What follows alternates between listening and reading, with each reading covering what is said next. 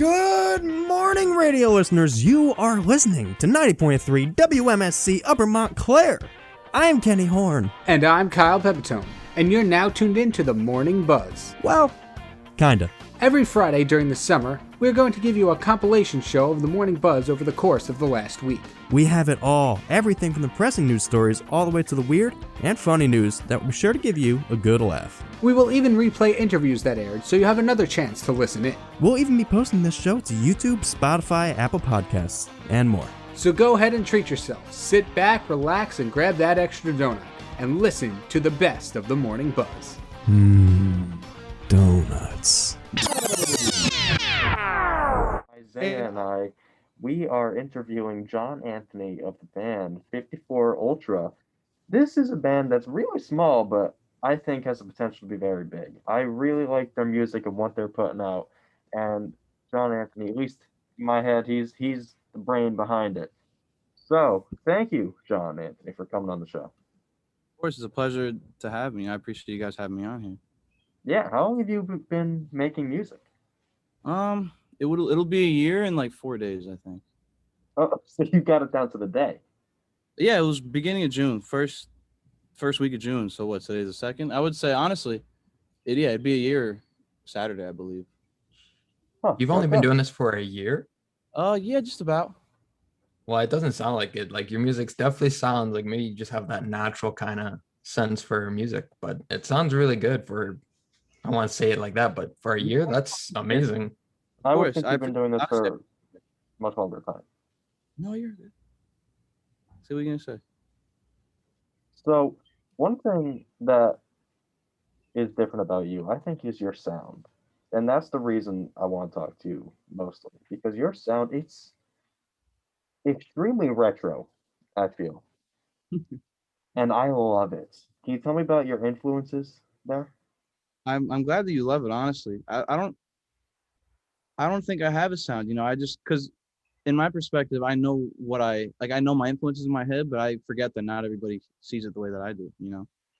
But I'd say it's a lot of Michael Jackson in rotation. Okay, I can see that. A lot of Michael Jackson, a little bit of Prince mostly, but it's my main influences mostly have to be like Fleetwood Mac, Michael Jackson for sure, in the sake of like songwriting and structure, and Prince to an extent. And it just changes all the time. It depends on the song itself, really. I know like where to pull from kind of thing. Yeah, no, a lot of the one I think of mainly, my favorite one is Should I Let This Go? That's my favorite one of yours. And Thank you so much. But there are other songs though that have a completely different sound. Yeah, I like I said, I just started, so it took me a lot of people when they start making music and they're trying to find their identity, no one really posts it, I guess, or like they do it in secret, and then you see when they present themselves, you see the final version of it. But I didn't feel like doing that. I was just like, yeah, because I didn't know what was gonna stick for me, like what felt the most comfy. So I tried to embody the sound, and what sticks is what's gonna stick, Yeah. So you said you started almost a year ago, right? Yeah. That means you started during the pandemic, which I think is really interesting. So Yeah. can you tell me about how it has been starting up music during a time where music is not really much of a thing, live music? Well, there's a bit of a background to that, There's I used to be a producer, so I didn't start writing songs until last year, but I used to make beats and such. I was like throughout high school, I made just little rap beats and stuff, and I got kind of far with that to the point where I got involved in a lot of studio work, and I went to school to be an engineer.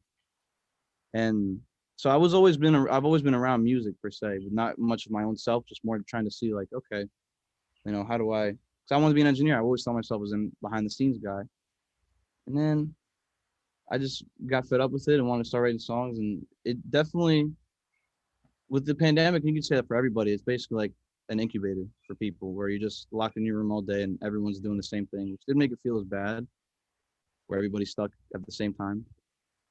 And it was a product of the pandemic, I'd say. I wouldn't, if it didn't happen, I probably wouldn't be doing it, to be honest.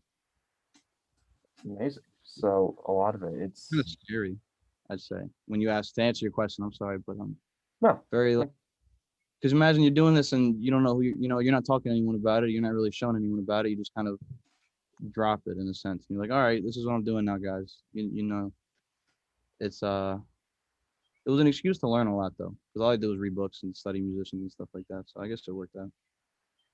Yeah, and it really shows that you've put the work in. The Well, thing, thank you. yeah, you're great at what you do.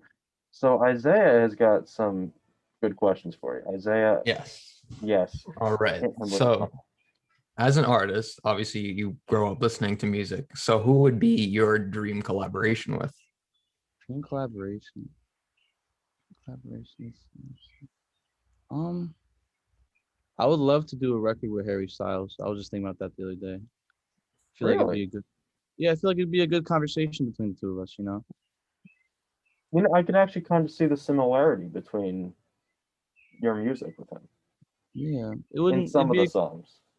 Yeah, it would just be. It'd be a fun time. Stevie Nicks too. I'd love to, cause she writes a lot, so I'd love to write with her at some point. But you know, if the timing allows it, if you know what I mean. Yeah, But and if you got there, that's the yeah, big dream. yeah. It's but it like I said, it changes. The same with my influences and stuff. It just changes in my head because I jump around a lot. I'm not very stagnant. Mhm. That's a good question. I appreciate that. Yeah. Well, sticking with the concept of dreams, right? You're a performer, so you love to be in an audience, I'm assuming. You have Yeah. like a dream venue where you could just Yeah. always wanted to be performing at. Either the Forum in Los Angeles or Red Rocks as well. If you ever seen the Red Rocks venue, it's just in the middle of a canyon. What is it about those places? The Forum just has a lot of history to it because it's been around for so long. So you see, I mean, half these people's live albums are at the Forum. Actually, scratch that. I completely forgot. The Apollo Theater is my dream venue. Mm. Oh, Theater.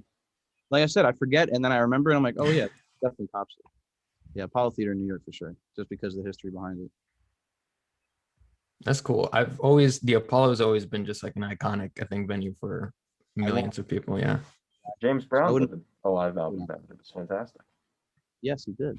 Good point. Yeah, he did. That's half the reason why I wanted to do it. So I was like, oh, well, now I see the hype. All right.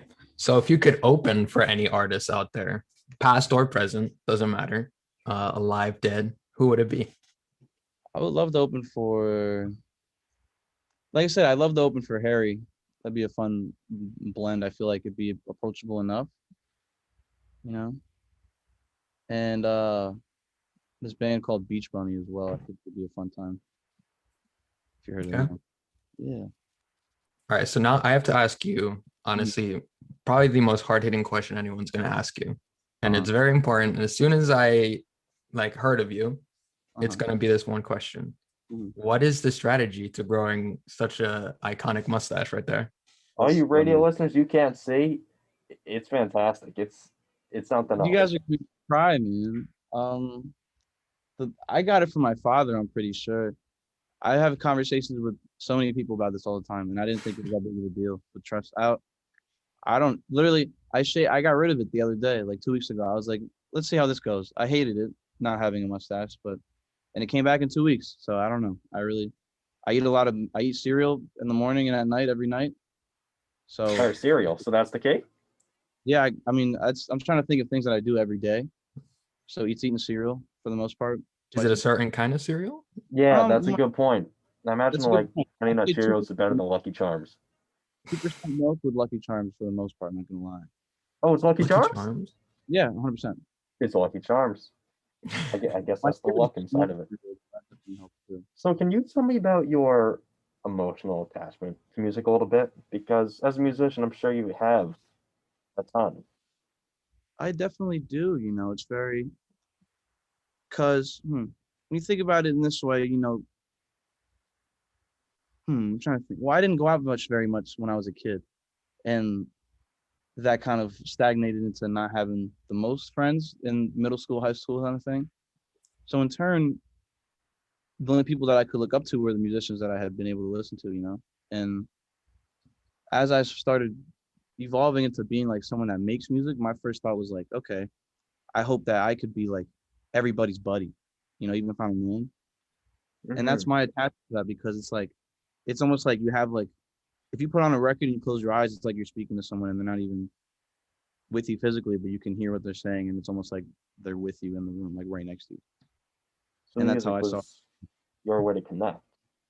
Yeah, and definitely music is obviously it's one of those things that it's an icebreaker for everybody at the same time too.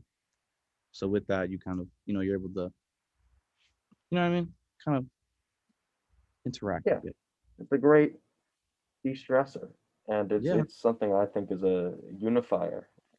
Music, it brings people together, and that's kind of the story I'm seeing with your music. And I feel like I don't know if it's just the vibe I'm getting, but I feel like that's a lot of what you're going for, trying to thanks. bring people together.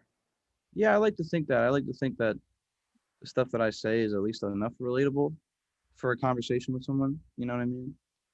Yeah, like I said, the one song "Should I Let This Go?" That's the question behind the song, and it's a Yeah. valid question that many people wonder all the time, and it speaks to the emotional depth of your music and what you seek to put out. So, what do you see as like the art? Like, what do you want to shoot for in your music? What I want to watch? Pardon me. Say What do you again. want to shoot for? Like, Shoot. what's the message you're trying to put out there? Um. Well, the message changes, just based off of my emotions at the time, state of mind. I guess it's just the message the message I'm shooting for would probably be just like, because what is it that I do really? I talk to myself all the time, and all I do with the songs is that I just put it to music. So it's more like, what am I shooting for? What am I shooting for? The question is what does it make you feel? Is a better question, I'd say. What When does you it listen make to you that, feel then? what does it make you feel? I'm asking you, Kenny. Oh, you're at, you turned the Yeah, what does it make? tables. You're Yeah, interviewing me. why not? Oh, What does it make you feel when you heard that song? it makes me feel relaxed, and I feel like that's the music itself. The lyrics really are a confusing topic. I love them, but it's on a topic it's a question. It's a tough question, so it makes you think about it. But I feel like the backing music there makes you at ease with that question. Then in that case, for that song, I'm shooting for relaxing you, I guess.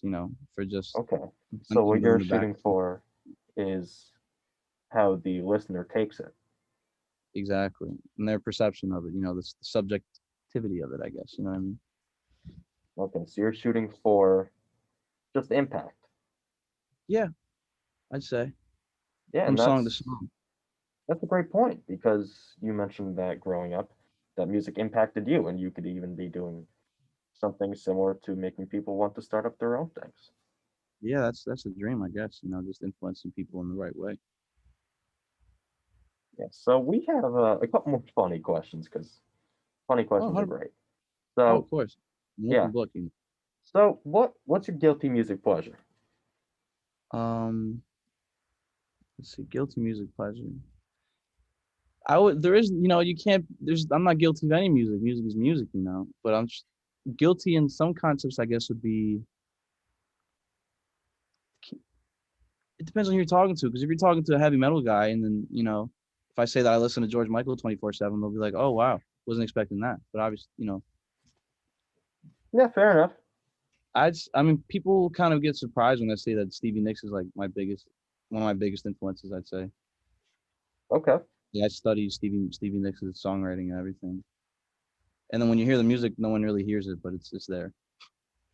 Definitely there. Yeah, it's that whole. I mean, I guess Michael Jackson is like the guilty one in a sense where it's like of all famous pop stars, like of all, of course, I have to like be obsessed with the most famous of all time kind of thing, which is just like, okay, Who Literally isn't the though, king right? of pop. That's fair. That's fair. yeah, it is fair, I guess. Guilty. I don't know, man. I jump around a lot of stuff, man. I listen to a lot of Spanish music too, like bachata and salsa stuff. It's varies. I'm trying to think. I love jazz as well. I love like 40s big band pop music. Oh, that's great. I love that too. Glenn Miller, stuff is gas. And Duke Ellington, Charles Mingus. Um, I don't know, man. It changes. Like I said, it's all for the sake of conversation. It's just like Huh. I study from a lot of different things though. I'm sorry if I'm rambling. I'm just No, You're no. good. You're good. it's hard to think. It's hard to keep my thoughts in one specific Yeah. realm. Good question though. All right. So there is like a pretty controversial side. It's like East Coast versus West Coast kind of deal. So I'm talking for music platforms. Do you prefer Spotify or Apple Music? Because personally, for me, there's a very clear number one because I've had both. So Mhm. I'm curious to see what you would think. I'll tell you this much. I'll tell you what. I have both. I use Apple Music just because it's the first one that I had, and I was like, I keep telling every day. I wake up every day. I'm like, damn, I'm gonna switch all my playlists from Apple Music to Spotify. Like I'm going to, but I never do. I'm just very lazy. But I like Spotify in the sense where it has like the social aspect of it. Like I like they they they integrated that pretty well to making it like a social network for music, which is kind of interesting. So I only use Apple Music. I barely know how to use Spotify, which is detrimental to an extent, but Okay, I so know. it sounds like you're on the right team. You just don't know how to play. Yeah, I don't know. I'm there in spirit. I know it's disappointing. I said You're the every time cheerleader. it's just I'll get there eventually. Like I'm getting there. Mentally, I'm getting there. I'm almost there. Give me like a month, I think. All right. And I have one final question for you before we wrap up. What's your favorite song of yours? I like to ask every musician that I interview that question. Favorite song of mine. Probably the one called "Just Call Me Baby" because that was my first song I ever wrote. Okay. That's always gonna be the favorite. The B side to "Should I Let This Go" for those who were wondering. Besides, should I let this go? The B side to it. The B It's the side to B that. side. Okay, I think that makes so much more sense. Yeah, there you go. Yeah, that I love that one too. All right, thank you, John Anthony, for sitting down with us. We had a great time talking to you. I I hope I wish did okay. you. What were you saying? I hope I did okay with this. I You hope did all I did. right. You did all right. You did okay. You'll get used to these interviews in time because you've got the music to get big. So I wish you Uh, all the best in of course. everything and good luck. In other news regarding COVID, because, although mask mandates have been removed and even this Friday, Murphy removed a lot of the restrictions going on, we're still hearing more and more about it. Specifically, the vaccination rates across the nation are starting to fall. And as they are slowing down, Biden's goal of getting 70% of American adults to fully vaccinated by July 4th may not be reached in spite of this. Since April, the U.S. has gone down from averaging 3.4 million shots per day to averaging less than 1 million shots per day as of now. Across the nation, states are seeing a similar decrease in vaccinations, around 66% from April, especially in the South and Midwest states, where Virginia has averaged 15 shots per 10,000 people or 10,000 residents, and Alabama has only averaged 4 shots per 10,000 people. We're counting for the number you can count on your fingers per 10,000 people in the state. Polls have shown that about 33% of Americans have no plans to get the vaccine anytime soon, and some are still skeptical, saying their skepticism has grown over time. In an effort to prevent a resurgence in cases later on in the year, advertising, lotteries, and promotions have been put in place to give people more incentive to get the vaccine. And as we see as time goes on, the list of incentives is growing grander. It started off with, oh, if you're vaccinated, you can come to Krispy Kreme for a donut, or you can get a free drink or whatever. But now in certain states like Ohio, there's the officials have said they are going to give $1 million to 5 people who are vaccinated. So they're going to hold a lottery for everybody who's vaccinated, and 5 of X number of people who enter the lottery can win $1 million each.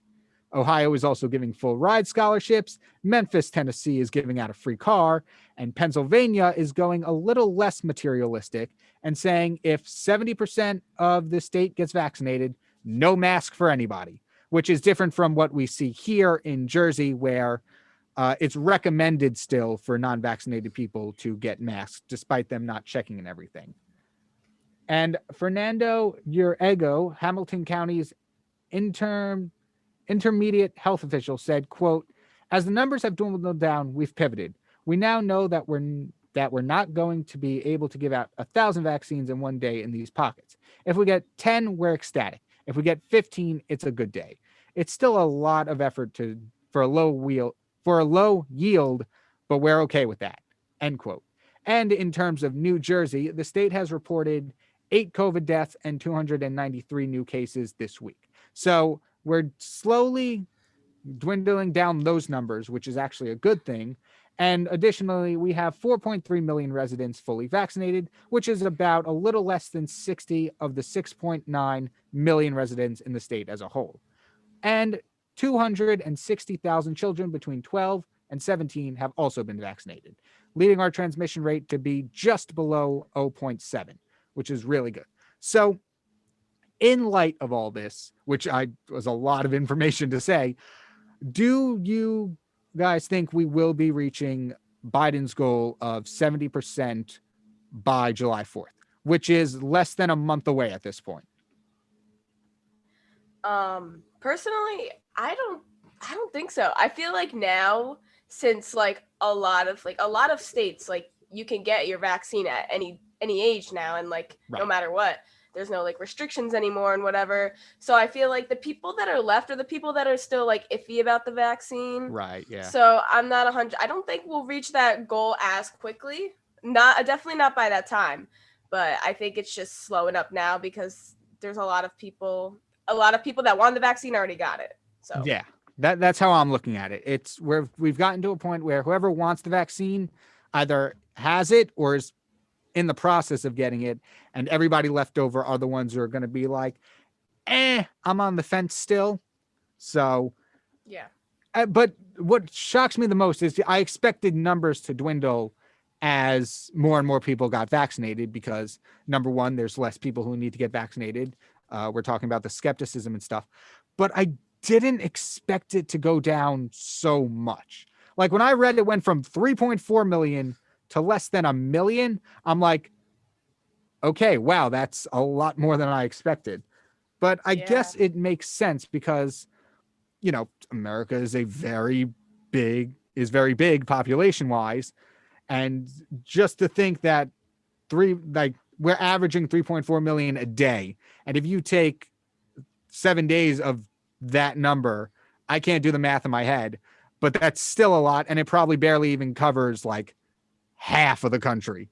So it's weird to see like such high numbers dwindle to much lower numbers, but still relatively high. So we're still giving out shots, which is good, just at a much lesser rate than we were before, which is take it or leave it. Could be kind of good, could be kind of bad. Bad because, you know, there are a lot of people who are not getting it. Good because that means, you know, we're slowly getting to a point where there are not as abundant of people getting vaccinated. Like we saw at the beginning of this, and I've apologized for rambling, but we saw like lines like around blocks and stuff, like 5-hour waits or whatever, just to get one shot. And I feel like with these numbers going down, of course, more and more people have been vaccinated, so there's less to vaccinate, but that there would be more, if somebody were to decide to do it, it'd be much easier to get. Right. And another thing I think that really like takes a toll on the numbers is that I noticed that a lot of the vaccination centers where you go to get your vaccine, they're all like shutting down. Like I know a lot of places around me that like that have shut down. I'm not sure why, but I think that's also like it's kind of hard now. You have to go to like somewhere that's probably a lot of people are going to. And so it's like kind of, you know, still taking a toll because, you know, it's harder to get there and it's probably packed, you know?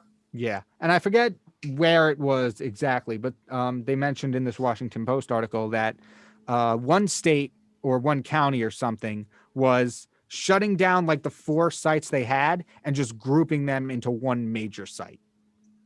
I know I live in Essex County, and I know they shut down a lot over here. I don't know how many though, but I know they did shut down a good amount, and then I think they're leaving open West Orange, a vaccination site over there. Oh, okay. So it might be, I'm not 100% sure, but I know that's what happened by me. Right. Yeah. Crystal, what do you think about this? Do you think Biden's goal is obtainable at this point, or are we going to have to see that being pushed back to maybe a month or so? I don't know, Kyle. I feel like these incentives are quite captivating and quite, like it makes me want to. I mean, I already got vaccinated, but honestly, I wish New Jersey rolled out like an incentive, like even if it's like whatever the case may be, even if it's like, I mean, I know you can go to Krispy Kremes, for example, and claim your free donuts, Right. Nathan's hot dogs. There's a whole bunch of things you can do, but I like the money one. That one. I'm right there. But I will say that I kind of said this like our first show that people our age especially are the ones who are very skeptical on getting it because they don't trust the government, they don't feel safe, etc., etc. And there was this one post that I saw on Instagram on one of my someone I follows story, and it basically said that they were like, oh, I don't understand. Oh, no, they were like, I don't understand how you guys are still getting the vaccine knowing with all these incentives such as like money and cars and whatnot. And they're like, doesn't that like ring like a bell for you in terms of like, why are they being so pushy? And then I was just like, okay, whatever. Like I just kept looking at different stories. But with that, I feel like other people are seeing that and they're like, he might be right. And obviously it's being pushed for everyone's safety, go back to normal, all these other good reasons, right? But I know a lot of people who are still skeptical. So it's kind of what you said, that if those who already wanted to get the vaccine would have already gotten it. Yeah. I will say though, I live in a city that's like very populated. And for a very long time, it was hard to get a vaccine, at least nearby, because really? I had to go to like the mega site, the one in like by MetLife, the one they were hosting there.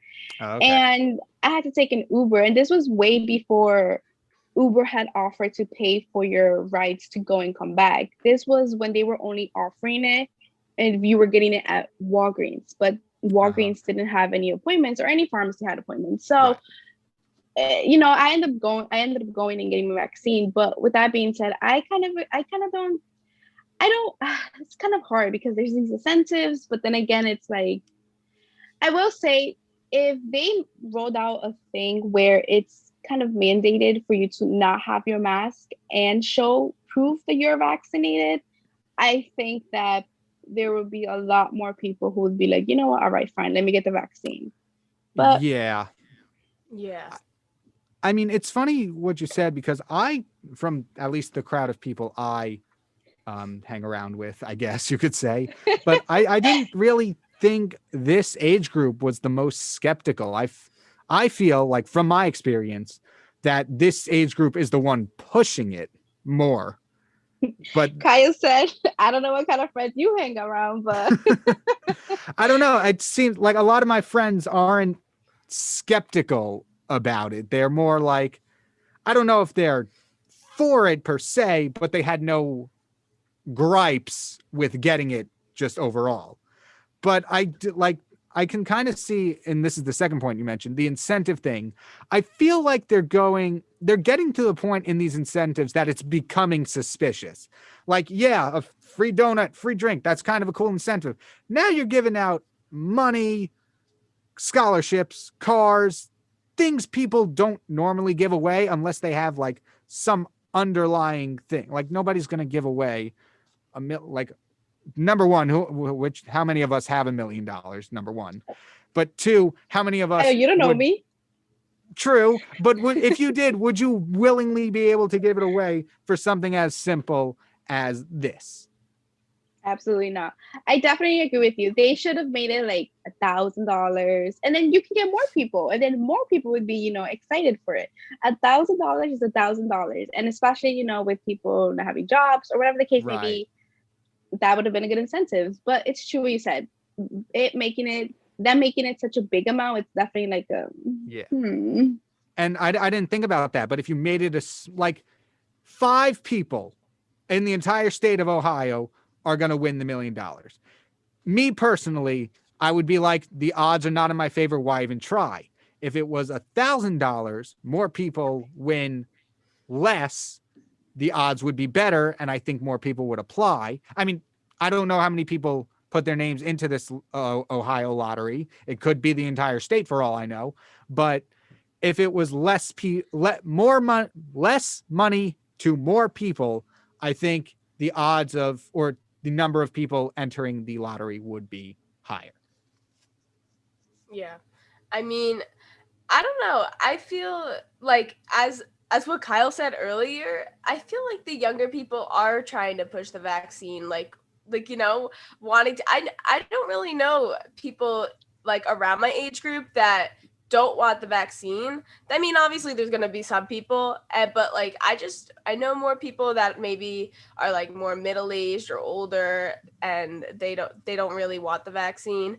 But I don't know. I agree with what you guys said. I feel like the odds are more likely for people to get more people are more likely to get the vaccine if, like, you know, they gave out $1,000 to like a bunch of more people, because then more people are like, oh, I have like a good chance at this.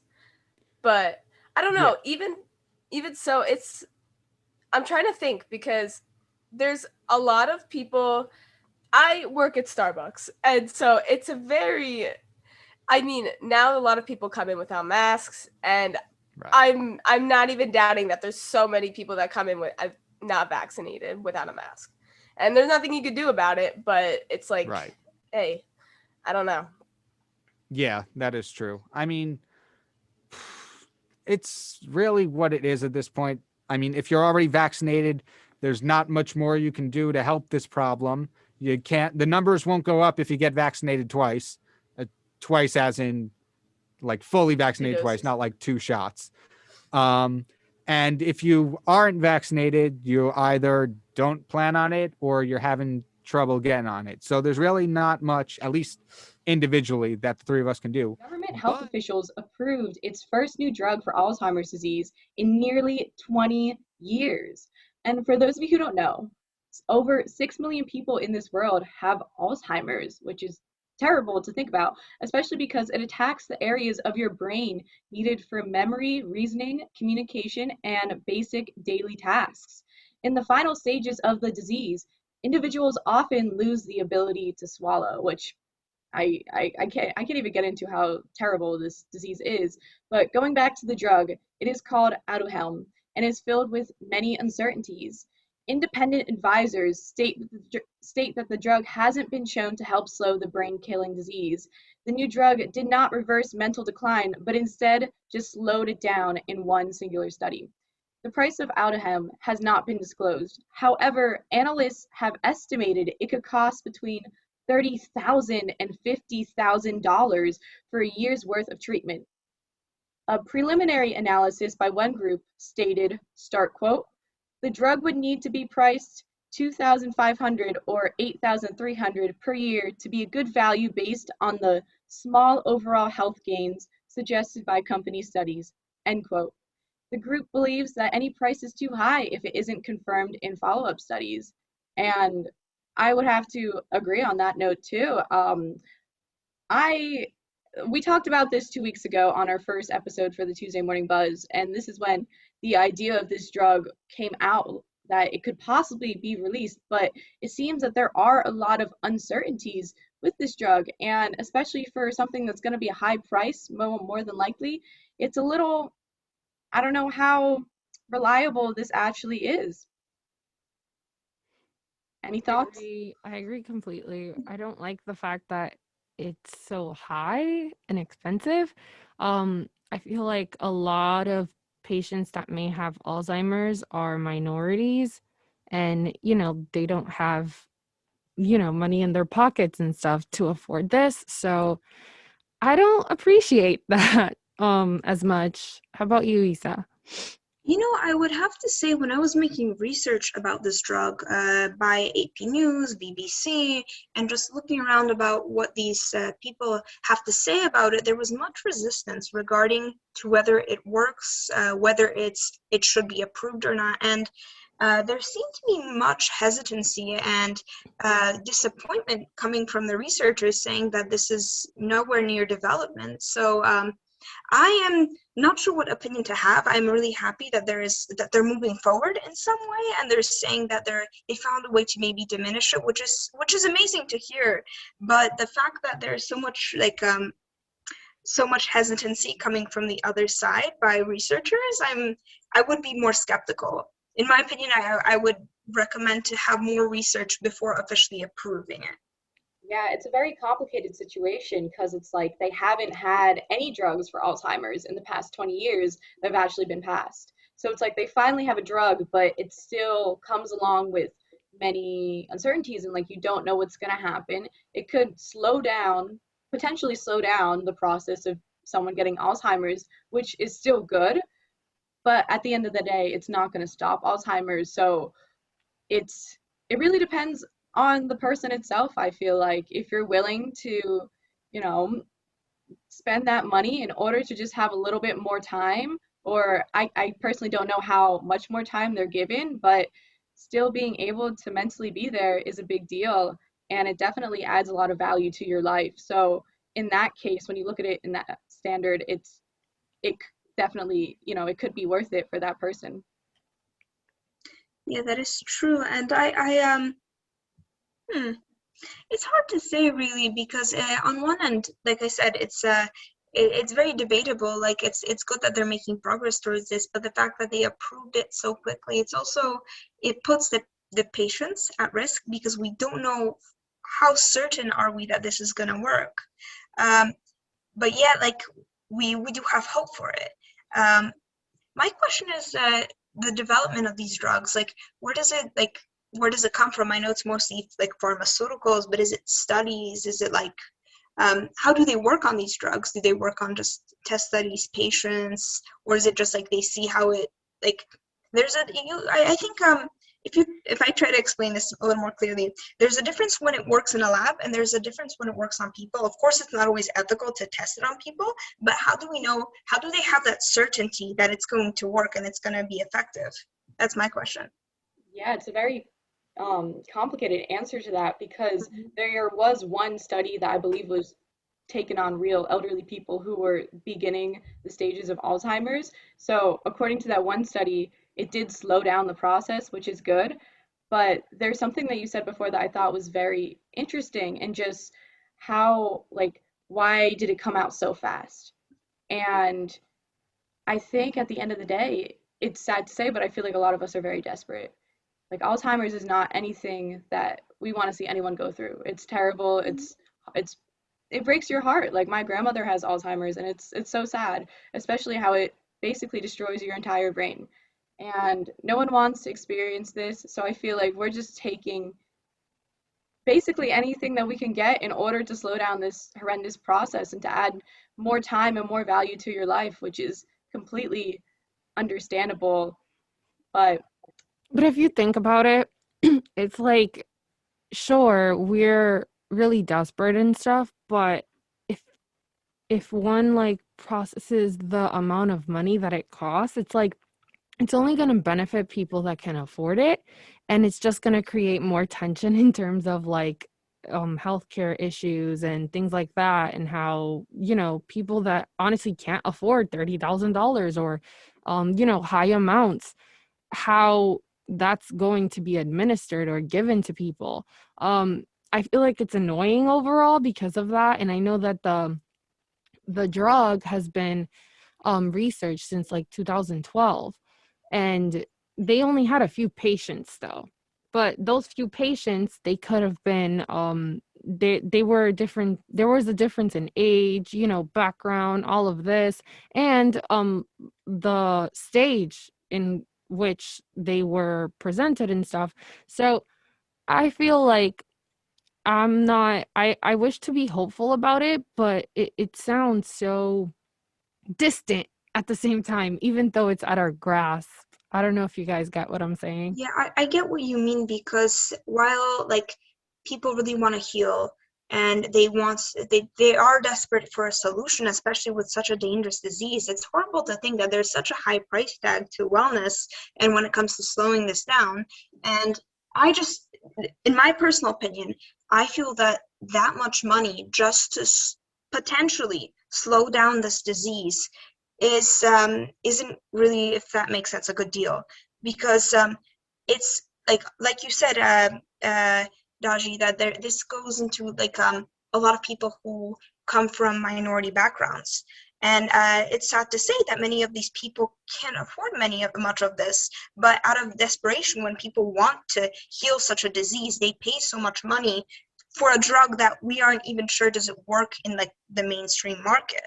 So just in my opinion, if I was a researcher, I would continue making developments, not yet release this drug, but wait for something even better, I would say more experiments, make more studies and more research, more lab-based, I would say, experiments and just different reports, just to make sure that that drug is stable and is indeed effective. So when it does go into the market, we know that these people are getting the care that they need.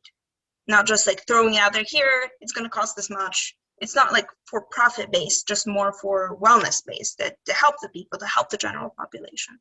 Yeah, no, I 100% agree. I feel like if you're going to spend all this money, you want to be certain that it's going to work and that it's going to benefit you and that it will add years to your life. So Montclair State has a new president, the university community, and the world found out his name yesterday. Dr. Jonathan Koppell was announced as Montclair State's 9th president. He comes to us from Arizona State University. And I can tell you that he is into the New Jersey art scene because when our assistant news director, Anadaji Rosari, asked him to make a choice between Bruce Springsteen or Bon Jovi, he made it clear that he is not here to draw a line in the sand. Impossible question to answer. So I won't. Francis, he teased this a little bit at the beginning of the show, but there's a new president in town. Sorry, Francis, I stole that line from you. We have a new Montclair State University president from Arizona State. So Montclair State has been bustling with activities from 2 to 3 commencement ceremonies a day. The university has now announced its 9th president, joining us from Arizona State University, where he was a dean at Watts College of Public Service and Community Solutions, and the vice provost for Public Service and Social Impact. He met with press and student press at 12 noon in the School of Communication and Media, and then he quickly went off to the news lab, where he recorded a little message for all the students about what his time is going to look like in the school. So I'm going to have that up in just a second, but I'm excited. I'm excited, guys. Yeah, it's something new going on. I like that. Yeah, it's going to be really good. But here is the quick message. This was produced by the wonderful people at the School of Communication and Media. And after seeing this video, I love it. Hi, this is Jonathan Koppell. I'm so excited to be joining you as the next president of Montclair State University. This is a dream come true for me, to find a school like Montclair State that is dedicated to student success, making a difference in the community, promoting public service. It animates all the reasons why I'm passionate about the power of public universities to make a difference in the world. And I'm here on campus today in the news lab, and it's so easy for me to picture this room filled with students returning to campus post-COVID, enjoying being part of a learning community, students, faculty, staff who are excited to engage, to learn, to be with each other and figure out how to make their futures everything that they envision. And I envision such an incredible future for Montclair State University. This can and should be the prototypical public university of the 21st century, one that is committed to making a difference not just in students' lives, but in the communities that we will serve together. There's going to be so much to learn about each other in the months ahead, but I am super enthusiastic, very energized, and very optimistic that we are going to do terrific things together, and I can't wait to begin. He seems like a really charismatic dude, and I'm looking forward to learning some more about him. But so we have some more info about him. At 3 p.m. yesterday, Koppell he met with faculty, staff, and students for a town hall meeting. As a thunderstorm rolled in that we talked about before, there was fury all over the campus. It was going crazy. The scene inside, though, was a complete 180. Community gave the president designate a warm welcome. Dr. Koppel, in turn, he exhibited the charisma of a rock star while he answered questions about diversity, shared governance, research, and how much he loves the Yankees, the Jets, with the charisma of a rock star. And to be fair, he's a Bronx boy, so he has to like them, I guess. But we have that clip as well. Animates me and that really excites me is the idea that the university can be a powerful vehicle for addressing the most challenging issues that we face in our communities. So I'm currently dean of what's called the Watts College of Public Service and Community Solutions at ASU. And what I tell people about that institution is that I view our mission as addressing homelessness, about dealing with domestic violence, about addressing the lack of trust between police and the community. When I say that, I don't mean we write articles about it and we study it, or that we're hoping to train people who are going to go out and address those things. I mean, that's our responsibility to do something about it. And so some of the things I'm most proud of, you might say, well, is that what a university does? Operates a services clinic in Section 8 housing? And I'm like, yes, because we're able to do that in a way that serves the public interest. Now, this is not an alien notion to Montclair State University. I want to be clear. I'm not like I've come and brought an idea that's not new here. There are scores of such programs that I was so excited to read about as I've educated myself on Montclair State University. But what I imagine is a university that's whole purpose, its whole being is directed in that fashion. And by doing that, you will also create incredible learning opportunities for students who I think hunger for the connection being drawn between what they're doing in the classroom and how it powers them to make a difference in the world. And the research activity is equally connected to that solution generating activity. So my hope is that this university, and quite frankly, lots of universities, become seen as the most powerful instruments we have to address some of the most seemingly intractable problems in our midst. Well done. We're talking a whole lot about the good. Are there any concerns among you? Don't worry. Don't worry. He's probably not listening. Probably. I mean, it's really too early to tell. Obviously, we'd have to wait to see how he functions in the administration. It's just obviously for me, I would also, hope I don't specifically know his track record at Arizona State University too well, but I hope that engagement with the students continually comes up as we saw throughout the spring semester as well. There was massive specific issues with communication between the MSU administration and students that caused massive uproar. So I hope those issues are able to be connected more and that those issues are addressed more. So we'll wait and see. Yeah. I mean, I'm not like I don't have any worries or concerns really as of like right now, obviously, because I don't really know the guy that much, but I feel like people are going to be worried about too much change. Like some people may like the rhythm of how Montclair is like adding on new buildings and stuff. Maybe that's not what he's focused on. It seems like he's more focused on research and like studying abroad and all that kind of stuff, which I'm all about studying abroad. I would absolutely love to do that before I graduate. So hopefully, that goes, hopefully I could do that. But I'm excited about it. Nothing concerning right now. I just think people might be maybe concerned about too much change. But I like the point that Thomas made that, or no, it's Patrina, that some people may not be ready for such a different change of pace. Because while Dr. Cole was very good at her job, wasn't too much with engaging his students as it seems like Dr. Koppel is going to be. I was adding on how I like the change of pace when it comes to engaging with students. I feel like that's what should be focused. I really like that idea of what he's going for. Yeah, but it's important to remember that change it can be pretty hard, especially as the entire upper tier is changing. Seriously, we just lost somebody who's been here for 23 years, and not just anybody, the president of the university. It's one big telling sign, though, of who he will be when he selects his provost. We have got one final story before we hit you with an interview. It's about bears.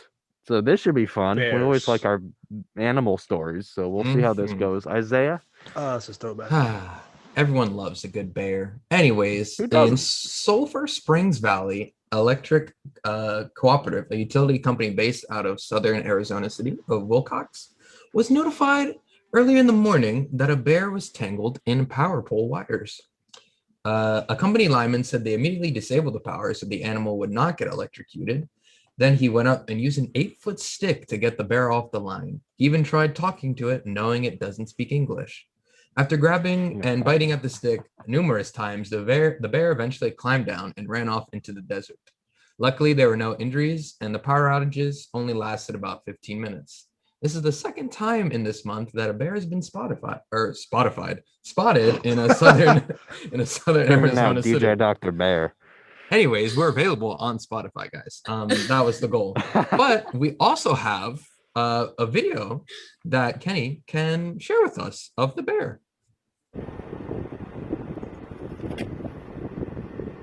He's just hanging out. Literally just hanging on top of a power line. I don't know how it really got up there. That's a wonderful question. Let me help you off this pole. That is wild. The bear. That Great chilling. Also, I didn't know Arizona had bears. I didn't know that either. That's news to me. I didn't even think about that. I was like, is that a bear in a desert? How is that even possible? Yeah, when you said that, I'm like, wait, Arizona? Yeah. I was like, this has got to be either fake or just wild. I didn't even think about that. Mm-hmm. So I'm confused again because I feel like I always get confused when we get to these weird animal stories. How does the bear even get up there? Yeah. With its claws. I mean, yeah, but like a bear is pretty heavy. That's very true. Actually, a better question is this. Why are there bears in Arizona? That's probably the better question.